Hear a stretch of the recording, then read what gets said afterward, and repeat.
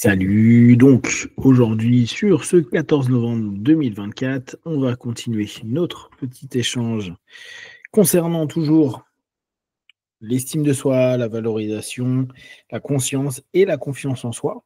On va évoluer au fur et à mesure et les feedbacks sont intéressants. Donc, je lis ce que tu partages, Lily.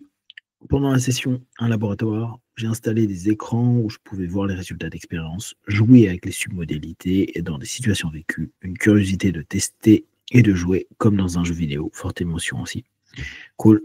La notion d'utilisation des submodalités et la possibilité de créer un monde intérieur, ce que beaucoup appellent les salles des machines ou les salles de commande. Je sais qu'il y a notamment en ce moment beaucoup Roger Moore et tout, ils aiment bien mettre en avant ce type de travail. Tu reprends à l'intérieur de toi une aptitude et une capacité à vraiment bosser sur différents éléments et tu crées vraiment une notion de contrôle, j'aime pas trop le mot contrôle, mais une salle de maîtrise, une maîtrise d'émotion, de vision et de création. En Silva, ils appellent ça le labo, et derrière, ils aiment bien jouer avec ce qu'ils appellent le miroir de l'esprit, c'est les mêmes logiques. Les autres fois, surprise de voir tous les leviers d'action à tester que j'avais parfois oubliés. J'avais mis en place des choses pour changer des comportements, self-talk, etc. Mais beaucoup de pression. Donc ça, c'est intéressant comme feedback. La volonté qu'on a la plupart du temps à vouloir bien faire ne doit pas devenir un élément bloquant de ce que l'on met en place. Et il nous arrive souvent, que ce soit en cabinet ou travail sur soi, où on n'a pas du tout de tolérance à l'échec et d'acceptation à un moment donné de se dire c'est des petits pas, c'est des petites avancées et parfois je vais prendre plus 3 un jour et perdre 2 le lendemain et ça fait complètement partie du process. Se mettre la pression, ça enlève tout le côté intéressant où la plupart du temps on essaye de rendre fluide quelque chose et d'un coup on se met tellement de pression qu'on se rigidifie et comme tu disais juste en amont, on peut carrément oublier les techniques, on n'y pense pas, on ne pense pas à mettre en place certains systèmes, alors qu'on les connaît, on les maîtrise, mais on est tellement à se dire il faut, je dois, il y a qu'à, faut qu'on, que cette pression, elle mène à rien. C'est intéressant de voir que dans beaucoup d'éléments et de sémantiques de l'hypnose, ils aiment bien utiliser le mot relax. Moi, ce n'est pas un mot que j'aime particulièrement, mais ça s'entend pour avoir un maximum d'attitude de focalisation. Parce que plus tu te mets de pression, plus tu as d'idées, plus tu as de tension, plus tu vas dans tous les sens. Alors que l'idée de se relâcher, l'idée de se relaxer, etc., va permettre à un moment donné d'amener à diminuer complètement la sensation de partir dans tous les sens. Donc ça, c'est vraiment intéressant. Revenir à du factuel, ça c'est une très bonne chose, où je me sens plus à l'aise, plutôt que d'être dans l'appréhension d'une émotion qui part en vrille et que je dois brider. À tout prix, m'aider à prendre confiance dans ma capacité d'agir de manière moins énergivore. Donc là, on a vraiment toute la démarche de fond, c'est-à-dire qu'à partir du moment où tu vas commencer au fur et à mesure à diminuer la dépense d'énergie pour arriver dans moins de stress, tu vas pouvoir te donner, toi, plus de compétences et de capacités. Au quotidien, les émotions reviennent plus spontanément. Et puis, je trie. Ça part pour plus tard. Je suis en colère, ça, je kiffe. Ah oui, je peux faire autrement, ça, poubelle, etc. Parfois, étonné positivement de la façon dont je réponds à une remarque, par exemple. Et la fois d'après, je suis super touché, mais j'arrive à me dire, c'est OK, même si pas capable de gérer sur le moment. Là encore, si tu as de toute façon créé des patterns avec le temps, où tu es quand même touché, susceptible ou trop sensible, c'est pas quelque chose qui va nécessairement énormément changer. L'idée, c'est toujours avoir la possibilité d'avoir une option à ce moment-là, d'avoir la capacité et la compétence de se dire, OK, comment je vais dealer avec ça? Bon, là, dans l'instant, je ne l'ai pas bien pris. Comment je vais pouvoir faire? Donc, c'est toujours des options qu'on crée en plus, c'est pas un changement radical de ce que l'on est. Hop.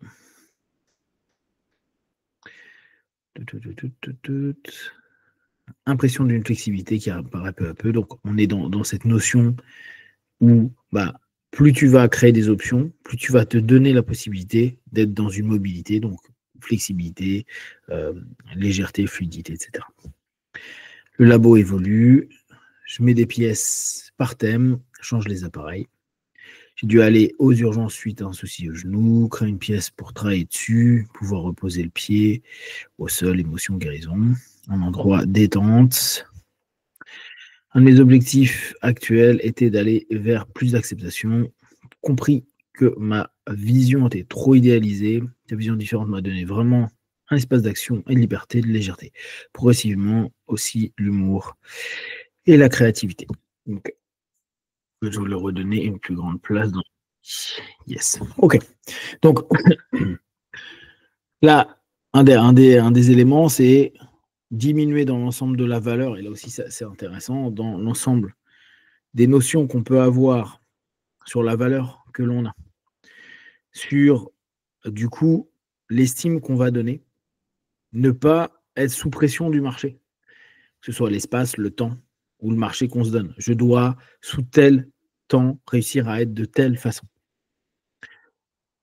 Toutes les notions de pression, toutes les notions de j'ai une deadline, alors très souvent, et ça fait complètement partie, notamment du monde des thérapies brèves, où on aime à dire il faut une temporalité par rapport à l'objectif que l'on veut atteindre. Seulement, il y a une différence entre des objectifs qui vont un jour J, je dois être prêt pour un entretien, je dois être prêt pour mon mariage, je dois être prêt pour une rencontre, je dois être prêt pour une activité.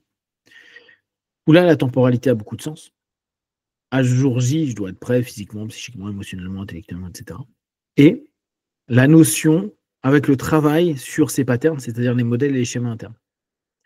Où là, on n'est pas du tout sur les mêmes notions et où la temporalité de se dire je dois aller mieux, je dois être comme ceci, je dois être comme cela, n'ont que peu de sens.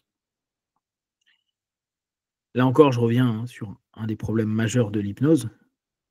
On a laissé croire pendant des décennies que parce qu'à un moment donné, la personne a un fort taux d'hypnotisabilité ou à ce moment-là, elle accepte facilement en transe les suggestions et qu'il y a des phénomènes hypnotiques et post-hypnotiques, c'est-à-dire des résultats, que tout est fait, notamment des patterns profonds, vont se changer d'un coup.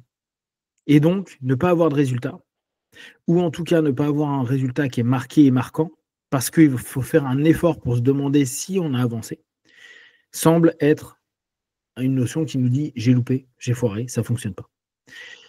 Ça, c'est vraiment, je pense, un des plus gros problèmes qu'on a avec l'hypnose.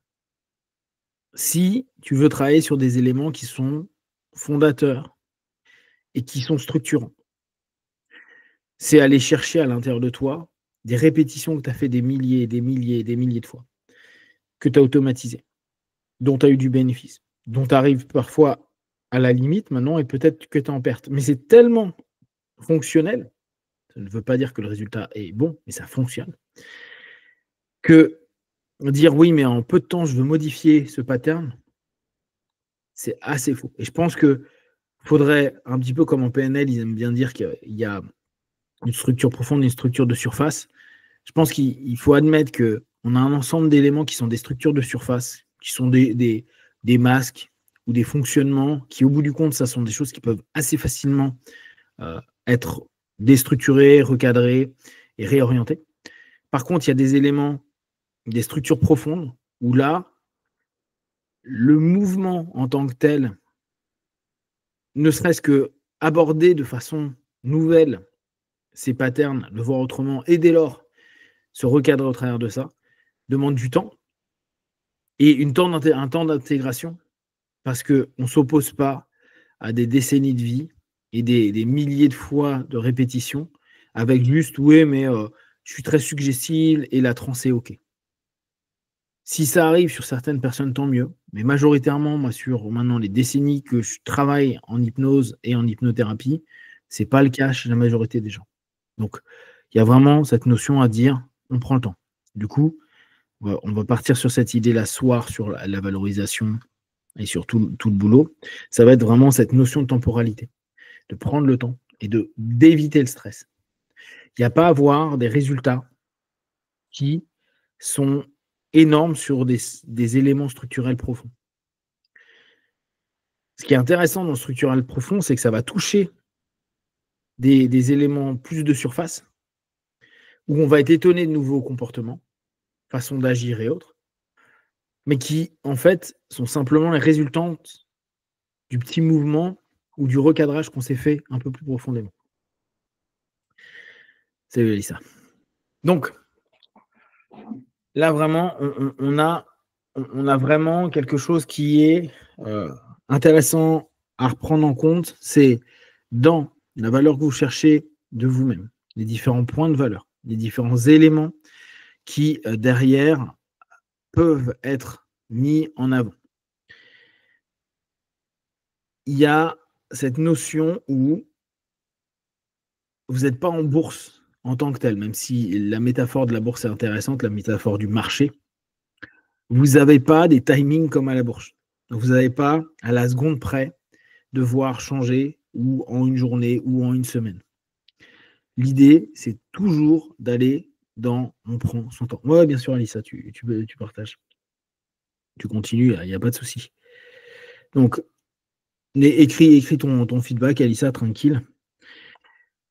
Donc, quand on est sur cette notion où on va donner de l'estime, ça peut être intéressant de prendre cette variable espace-temps. Sur combien de temps j'ai fait quoi? Parfois, on s'est rendu compte que c'est en mois et en années qu'on a créé des mauvaises habitudes. On a créé des choses qui sont non OK. Donc, se dire, bon, ça demande quelques jours, quelques semaines, quelques mois, c'est pas un vrai problème. Le tout, c'est toujours se rendre compte qu'il y a un mouvement dans notre perception des choses, dans la création d'options, dans tous ces éléments-là. Mais la notion de pression du temps, pression de il faut, je dois, est en général peu constructif. Voire, si on pourrait se dire c'est un élément motivationnel, si au bout d'un mois, ton élément motivationnel il est down, ça veut dire que c'était pas suffisant, il y a quelque chose qui n'a pas été trouvé. Alissa, on reprend ce que tu dis. Hop. Alors, suggestion de la dernière session, rejet ou peur des émotions. Pourquoi ce mécanisme de défense a été créé? Esprit supérieur à instinct, émotion pratiquement ignoré. Ouais. Donc là, ce qui est intéressant, c'est de se dire, qu'est-ce qui te fait croire que l'esprit est supérieur à l'instinct ou aux émotions?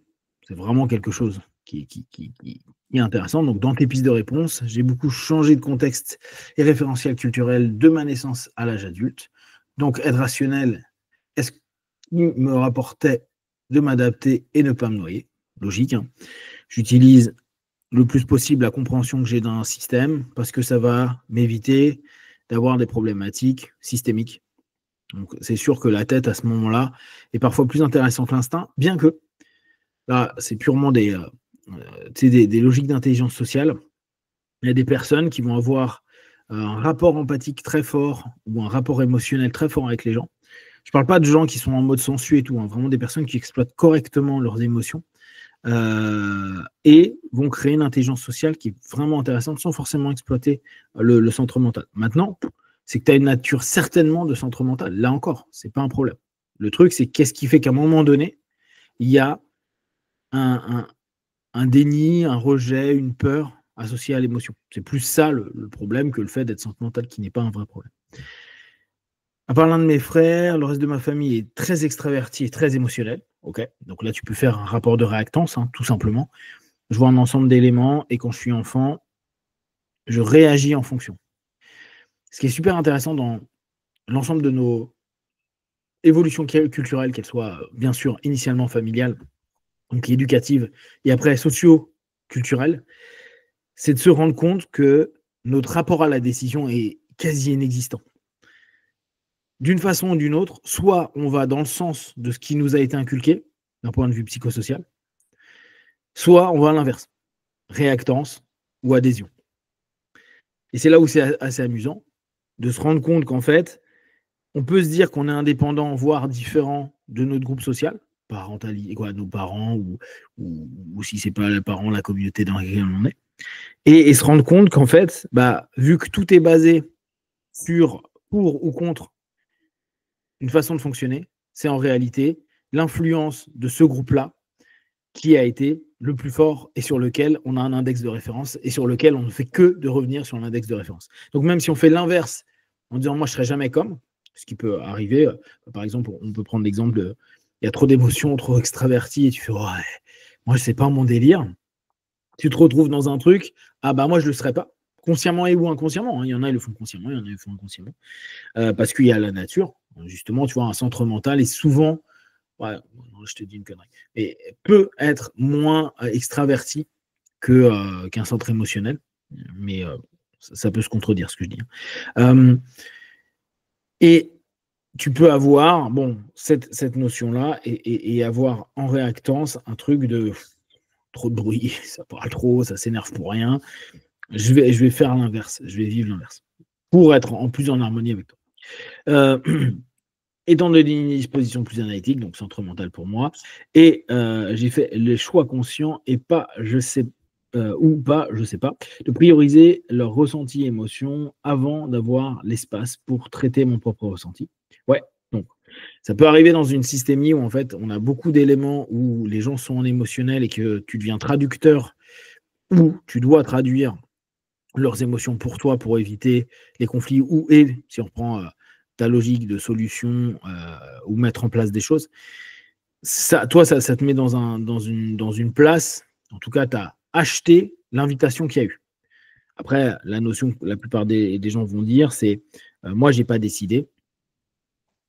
Et l'élément sur lequel on rebondit souvent, c'est d'une façon ou d'une autre, tu as acheté une idée, tu as acheté un concept, tu as acheté un poste. En gros, on t'a mis quelque part, ça devait répondre à certains patterns, ça devait valoriser certains éléments, ce qu'on appelle des strokes, unités de reconnaissance, qui amènent à se dire je vais peut-être maintenir ou garder cet élément-là. Pour peut-être un des éléments tout con de ok, si j'écoute mes émotions, je deviens un peu comme eux. Il y a du très bon et du moins bon, il y a peut-être des choses à l'intérieur de ça qui créent en toi quelque chose de non géré. Avec le temps, je suis plus ou moins consciemment passé au fait de zapper mes propres émotions et de tout rationaliser. Ça, c'est assez commun. Hein. Mais en général, cette décision de prendre de la distance, donc de ne pas être dans un élément qui va être globalisant, mais qui va être simplement complètement sectaire, on choisit un centre, c'est que derrière, il y a une non-éducation ou un non laisser aller, mais on va dire que c'est une non-éducation à savoir écouter ses émotions ou son corps. Sauf quand je fais du nidra, ok, où je m'isole pendant quelques jours. Logique. Retour. Alors, ce qui est intéressant avec le nidra, c'est hyper hypnotique la notion du nidra. Ce qui est cool en plus, c'est que tu as tout le rapport au corps qui revient, donc tu as plein d'éléments qui peuvent ressurgir. Pour reboucler avec la notion de valeur, d'estime de soi, via la confiance en soi, je suppose que le nœud pour moi, c'est que je n'ai pas confiance en ma capacité à gérer mes émotions, vu que j'ai passé des décennies à les nullifier. Ce qui est assez cohérent. On a peur en général de ce qu'on ne connaît pas. Et encore que je ne suis pas tout à fait d'accord avec ça, mais ça arrive assez souvent qu'on puisse avoir peur de ce qu'on ne connaît pas, parce qu'on a une appréhension, en tout cas, on projette des éléments, donc en tout cas, on peut créer du stress. On va enlever le mot peur. La galère, effectivement, c'est que il est difficile de valoriser une facette de soi si, à un moment donné, on n'a pas appris à découvrir le fonctionnement de cette notion-là. Là, tu es en monde inconnu et le lâcher, c'est potentiellement, parce que c'est ça l'un des gros problèmes pour un centre mental, c'est de se dire à un moment donné, si je rentre dans mes émotions ou dans mon corps, est-ce qu'à un moment, je peux récupérer mon mental? Et la peur de beaucoup de centres mentaux, c'est de ne plus être dans le mental. C'est un des gros paradoxes. Tu as beaucoup de personnes qui vont être des des surpenseurs, parce que les Américains, ils m'ont appelé des overthinkers. Ils pensent trop. Et dans cette dynamique de trop penser, de trop vivre l'émotion, de trop vivre la pensée, pardon, on a un point de rupture qui fait que se passerait-il si je n'étais pas capable de repenser, de re-rationaliser? Quel élément en moi est complètement sécure avec ça? Et là, on tombe sur des éléments qui sont plutôt cool, c'est de se dire, imagine, et là, tu peux vraiment te projeter dans cette idée-là, tu n'as plus la capacité mentale et analytique de gérer ce que tu es en train de vivre à l'intérieur de toi. Ça, en général, c'est pas hyper agréable. Parce que le rationnel va dire, non, non, mais je vais pouvoir. Mais justement, la chose qui ne veut pas être vécue, et où il ne faut pas faire de forçage, c'est cette notion de se dire, bah, y a un moment peut-être où l'émotion et où le corps peut prédominer sur la pensée et la pensée ne peut pas reprendre le dessus. Qu'est-ce que je suis? Comment je le vis en interne? Et cette notion, et là on revient sur le côté d'hyper-contrôle, bah, j'ai plus le contrôle. Mais ça veut dire que tu n'as plus le contrôle mental. Mais un ensemble d'éléments où tu es contrôlé par toi-même aussi, émotion et corps. Sauf que c'est deux aspects que tu as l'impression que tu ne contrôles pas, parce que tu as l'impression que ce qui est contrôlé se fait par l'esprit. Et cette dissonance-là, elle est moche, elle est compliquée et elle embête. Donc inconsciemment, je mets de la distance émotionnelle avec mes interactions, ce qui est logique. C'est le résultat de ma réflexion. Par contre, je trouve ça contre-intuitif d'appliquer un framework analytique à quelque chose qui ne l'est pas par nature, les émotions. Ouais, mais en même temps, prendre un cadre rationnel sur de l'émotion, ça permet à des personnes qui ont peur de leurs émotions de déjà nominaliser, de nommer l'émotion et de pouvoir donner un sens à ce qui est vécu. Vu que l'émotion fait peur, il faut impérativement, à un moment donné, utiliser le rationnel comme un élément réconfortant, mais pas bloquant dans l'émotion.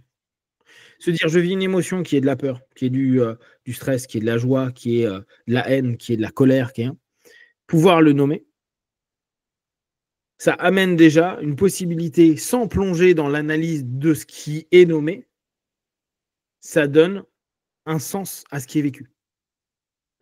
Même si, et c'est toute la complexité, il peut y avoir des émotions qui arrivent sans qu'il y ait une notion contextuelle qui fait que bah, tu es triste à un moment donné, ou tu es en colère, ou tu es heureuse. Il n'y a rien qui le fait, et pourtant à ce moment T, tu vas avoir le corps et les émotions qui vont amener quelque chose. Réussir à nommer à ce moment-là permet déjà de se dire, ok, je vis ça. Après, comprendre pourquoi tu es en train de vivre ça, sans rentrer dans une phase trop analytique, ça serait un objectif. Le problème, c'est que laisser dès lors l'émotion que tu as nommée vivre complètement, c'est donc lâcher en partie la notion de mental qui amène à minima un contrôle. Hop. Donc, oui, il y a cette peur et surtout, j'aime pas ne pas avoir le temps d'analyser ou de réfléchir avant une prise de décision. Sauf que, et là, c'est tout le truc moche, hein, tu n'as jamais le temps d'une prise de décision. La réalité, c'est que tu as déjà décidé avant même que tu aies commencé à penser que tu vas décider. C'est tout un principe d'euro où c'est parfois très galère de se dire l'ensemble des options que l'on pense avoir pour de la décision sont en fait quasiment illusoires parce qu'on a déjà subconsciemment, donc non de façon, en tout cas le moins contrôlée possible, déjà orienté la décision qu'on va penser prendre de façon consciente. Mais bon, c'est un élément qui est assez surprenant et un peu dérangeant à un moment donné. Parce qu'on aime se dire que notre décision, c'est nous qui le prenons, alors qu'en fait, c'est nous qui le prenons, mais pas de façon forcément consciente. Donc tu le vis mal. Là, c'était pour revenir sur l'élément précédent. J'ai pas besoin de réfléchir pour répondre à la question. J'imagine bien. Comment tu comprends si tu n'analyses pas? Bah justement, la compréhension, elle ne se passe pas que par la tête. Elle se passe par l'intuition, qui va être beaucoup plus basée sur le corps. En fait, pour faire simple, tu as un ensemble de gammes d'émotions et un ensemble de gammes de sensations. L'ensemble de gammes d'émotions et de sensations va te donner un ensemble d'informations. Tu n'as pas besoin d'analyser l'ensemble de gammes des émotions ou des sensations pour comprendre ce qui est en train de se passer. Tu peux avoir une tension dans ton corps et te rendre compte sans avoir à analyser que là, tu es en tension de stress, de peur, tu as envie de fuir ou au contraire, tu as envie d'attaquer, tu as envie de te figer. Cette notion-là ne demande pas d'éléments analytiques. L'élément analytique, ça va être quel élément contextuel à un moment T a créé cet état, mais tu es déjà dans du non décisionnel à ce moment-là, parce que ton corps il est déjà dans une réaction, ou ton émotion est déjà dans une réaction qui n'a pas du tout été analysée d'un point de vue rationnel. C'est a posteriori, ce qu'on appelle une rationalisation, où on va commencer à expliquer l'ensemble des éléments qui sont en train de se passer et qui se découlent en nous. Sauf qu'il vient de se passer 10 secondes, 20 secondes, 30 secondes, 1 minute, 5 minutes, à un moment donné où on a déjà eu des réponses corporelles, j'allais dire chimiques, hormonales, etc., et des réponses émotionnelles qui seront déjà en train d'amener. La pensée de se dire c'est ma pensée qui a décidé ou qui me permet de, non, en général, elle rationalise des éléments qui se passent déjà, l'émotion et la sensation, et au fur et à mesure, tu peux commencer à comprendre qui tu es et l'ensemble des espaces dans lesquels tu es, en allant plus vers, en allant aussi, parce que ce n'est pas un substitut, c'est aussi vers cette notion de j'ai une gamme complète de sensations et d'émotions. Et ces notions-là sont des informations que tu n'as pas analysées parce que ton corps sait déjà y réagir. C'est-à-dire que tu n'as même pas une décision à prendre. Quand tu es en fight, freeze, flight, donc ils sont vraiment 3 éléments de base, soit j'affronte, soit je fuis, soit je freeze, soit je ne bouge pas. Tu n'as jamais décidé ça. Tu ne le décides pas. Tu le décides à aucun moment. Le moment où toi-même, tu es en train déjà de vivre l'action et te dire « Ok, je fais quoi maintenant ?» Tu as déjà pris ta décision. C'est se battre avec cette notion-là qui va être complexe. Mon mental doit supplanter mon corps ou mon instinct à ce moment-là ou mon émotion. Ouais, mais s'il a pris 2 temps d'avance, ça va être très dur. C'est là où on a des phases de sidération, c'est là où on a des phases complexes. Donc la suggestion, c'est d'essayer d'être passive au lieu d'être dans l'action. Je ne pense pas que c'est d'être passif, c'est d'être dans justement l'action, non pas de ton mental, mais de ton corps. Corps, j'y mets l'instinct / les émotions. C'est habiter ton corps plutôt que d'habiter seulement ta tête. C'est il y a une situation, je ressens quoi? Et tu ne vas pas analyser. C'est tu peux faire ça en je suis bien, je ne suis pas bien. Je suis tendu, je suis détendu. En émotion, c'est pareil. Ça m'agace, ça m'énerve, je suis content, je ne suis pas content. Tu fais très, très simple. Tu ne cherches pas à savoir qu'est-ce qui a créé, tu ne vas pas chercher l'ensemble des contextes qui. A posteriori, tu pourras le faire. Mais dans l'instant, c'est vivre l'instant, dans le corps, et pas vouloir donner un ensemble d'éléments qui te semblent être une action qui est déjà qu'une réaction à l'action première que tu n'avais même pas perçue parce que tu attendais l'information que tu as pu rationaliser. En fait, tu as déjà eu un ensemble d'actions à ce moment-là, mais que tu n'as même pas capté parce que tu as besoin que ça arrive dans une phase où tu vas analyser, nommer et amener à. C'est pour ça que plus tu connaîtras ton répertoire de base, moins tu auras besoin de noms. Plus tu vas dire, cet endroit-là, j'y vais ou j'y vais pas. Tu vas le sentir ou pas le sentir. Tu vas aller vers ou ne pas aller vers. Tu vas décider de faire ceci ou de faire cela, non pas parce que c'est rationnel ou pas, parce qu'il y a un truc en toi qui fait ou ouais, c'est bon. Et ça aussi, c'est quelque chose qui se développe. Parce qu'il y a des moments, le rationnel va parfois trop intervenir et donc ça va complètement brouiller l'info. Mais aussi, et ça, il faut faire très attention, tout comme l'analyse ne nous donne pas toujours des bonnes réponses, l'instinctif ou l'émotion ne donne pas toujours des bonnes réponses. J'avais pendant un moment, pendant un stage, des personnes qui me disaient « Ouais, mais moi, je suis connecté à mes émotions, donc je sais que c'est bon. » Or, les émotions, tout comme le mental, il part en couille. Il peut saturer, il peut donner une info qui est complètement biscornue, il peut entraîner dans des patterns, c'est-à-dire réenclencher un ensemble soit de pensées automatisées, soit d'actions automatisées, soit d'émotions automatisées. Donc, ce n'est pas plus juste le mental, ce n'est pas plus juste l'instinct. Il y en a, ils disent « Ah, fais confiance à ton instinct. Ouais. » Déjà, il faut que tu connaisses ton instinct. Et deuxièmement, ton instinct, il peut te faire faire de la merde, hein, parce que si ton instinct, il fonctionne comme un homme des cavernes et qu'on se retrouve au milieu de bagnole, c'est pas une très très bonne idée, hein. C'est pas très très bon. Donc il y a toujours, c'est pour ça qu'il y a cette espèce de triangulation à faire constamment, à aller vers cette notion d'équilibre entre ta pensée, tes sensations et tes émotions. On va partir sur ces deux éléments, la temporalité et l'équilibre, sur les centres, sur les trois éléments qui nous composent, parmi les trois. Et on va continuer toujours sur cette notion de conscience de soi. On va un peu laisser pour l'instant valeur et autres, même si on va pouvoir revenir un peu dessus, mais c'est conscience de soi. Conscience qu'on a le temps qu'il faut et le temps qu'on se donne. Conscience que c'est des équilibres, justement, entre son temps, entre sa capacité, entre ses défauts, ce qui nous manque, hein, le mot défaut, ce qui fait défaut, et ce qu'on a en surplus. Et chercher un travail qui va aller vers une harmonie, ou en tout cas, qui va créer un début d'équilibre et possiblement une homéostasie.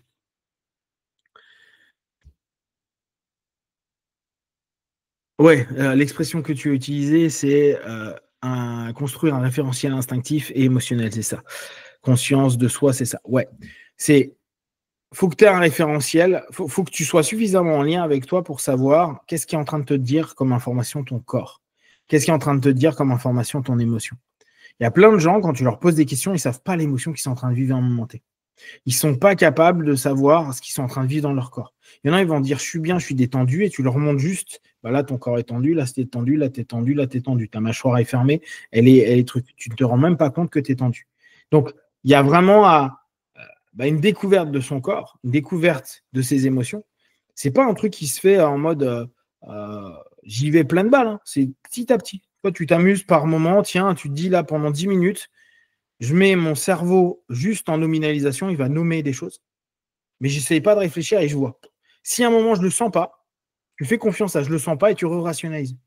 Au moins, tu auras écouté cette sensation qui dit c'est pas le bon moment. On prend cette notion. Ok, allez, comme les autres semaines, vous fermez vos yeux et vous faites comme si vos paupières étaient collées jusqu'à ce que vous sachiez que vous ne puissiez plus les décoller. Une fois que vous êtes dans cet état, répétez-vous. Dans quelques instants, je vais essayer d'ouvrir mes paupières et simplement les garder collées. Essayez.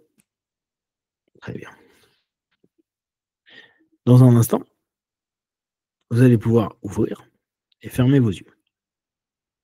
À chaque fois que vous allez refermer vos yeux, vous allez vous plonger de plus en plus à l'intérieur de vous.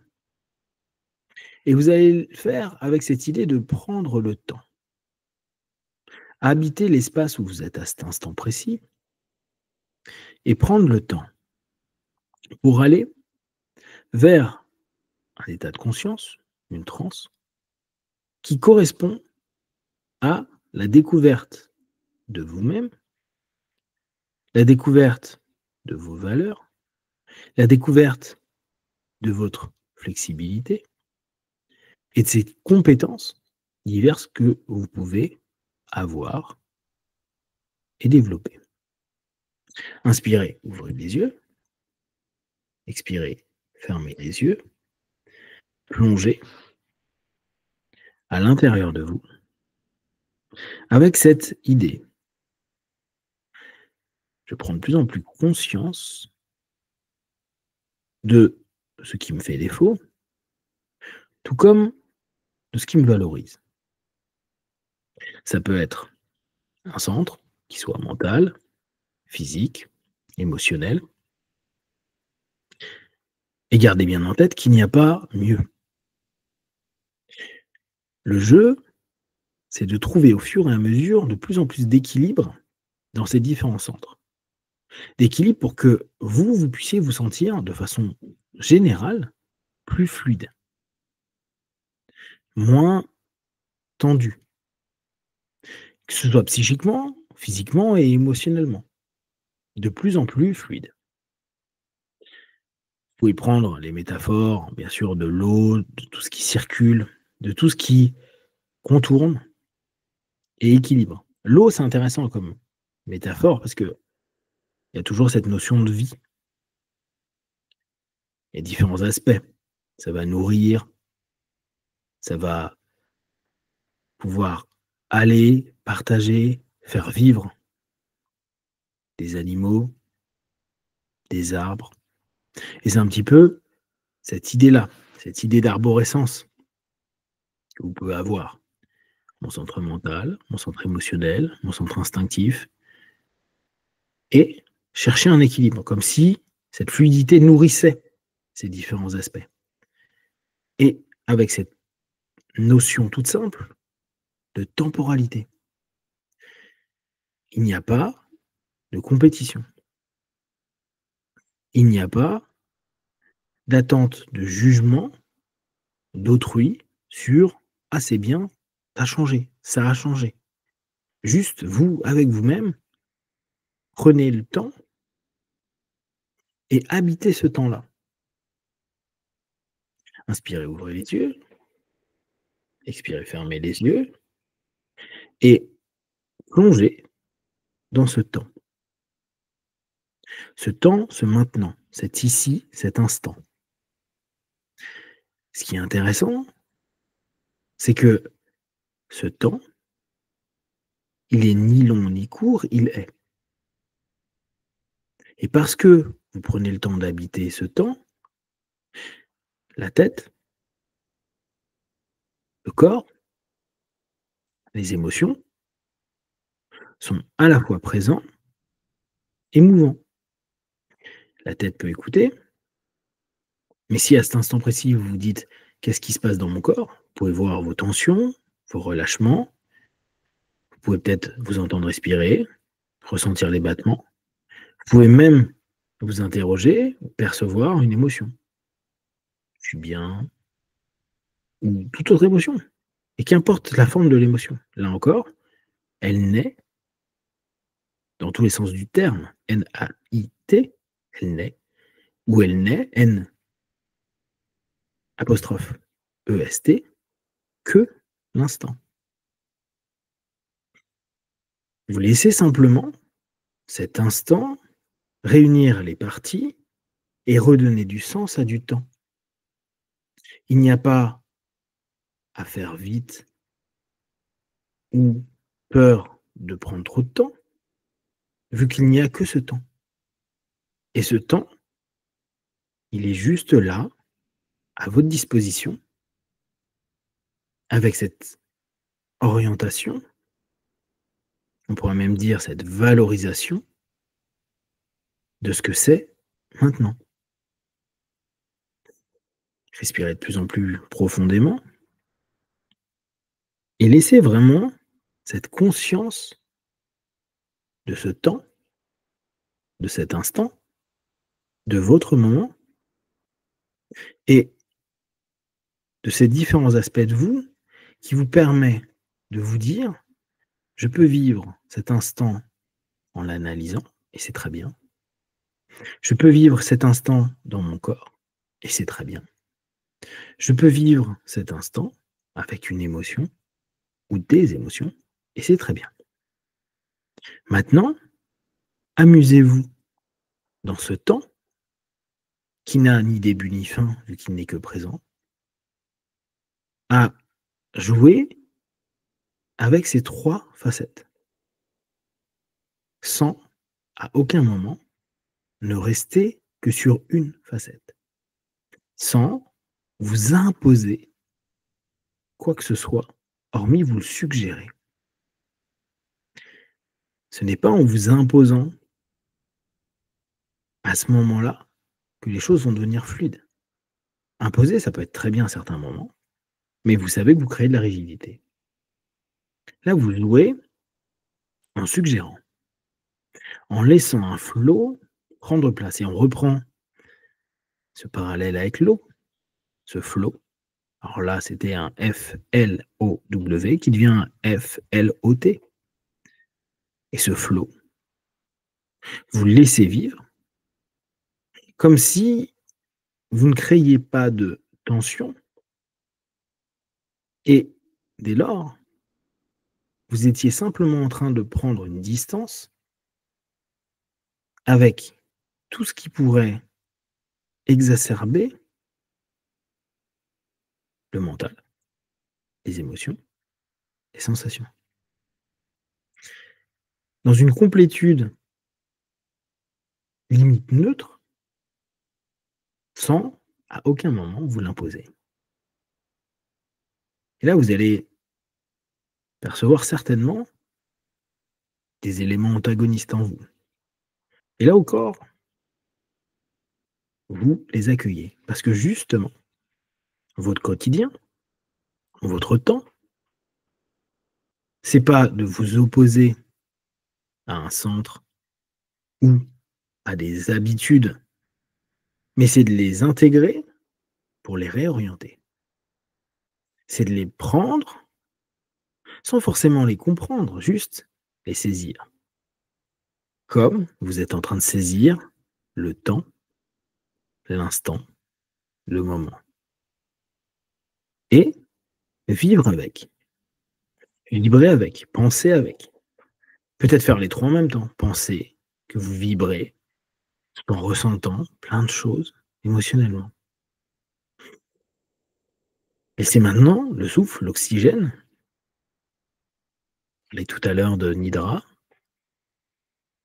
ce rapport, ce lien, ce liant qui ramène complètement à votre objectif de conscience de vous pour, jour après jour, valoriser la différence, cette remarque parfois de l'autre, dans un temps et un instant que vous pouvez prendre pour exploiter dans un temps et un instant autre. Dès lors, le temps et l'instant présent n'est pas pollué par cet élément qui n'appartient pas à votre espace-temps. C'est comme moduler. Tiens, je vais prendre cette information d'un point de vue corporel, et puis, tout à l'heure, plus tard, ou dans 5 minutes, je vais m'amuser à l'analyser ou à le voir par le filtre des émotions. Vous prenez au fur et à mesure, dans la valorisation de ce que vous êtes, conscience que vous créez des portes, des ponts, des options qui va et vont de plus en plus facilement commencer à vous offrir du mouvement. Ne pas se figer dans la peur, le refus, le déni d'une émotion, d'une pensée ou d'une sensation, mais commencer à jouer avec,